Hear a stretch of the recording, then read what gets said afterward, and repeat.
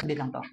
Are you guys familiar with the NGL app or Not Gonna Lie app? So basically, NGL is a new way to do Q&A. So it gives user a safe space to connect with friends and be their authentic self. So it launched back in November 2021, if I am not mistaken. So with NGL, you can share your link on social media and your friends or even strangers can send you anonymous messages or questions. But anyways, this app keeps on popping on my feed like habang sa swipe or nagbo-browse ako ng stories, ang dami kong nakikitang NGL post.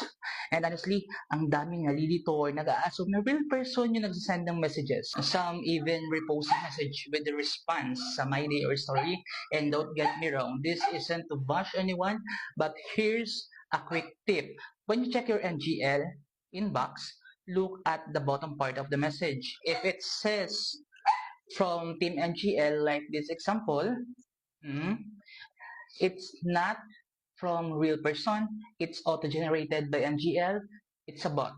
Computerized, not your secret admirer, not your crush, not even your ex. But if the message says, who sent this? Only then, pwede ma-confirm na galing sa tao. So that's the real anonymous part.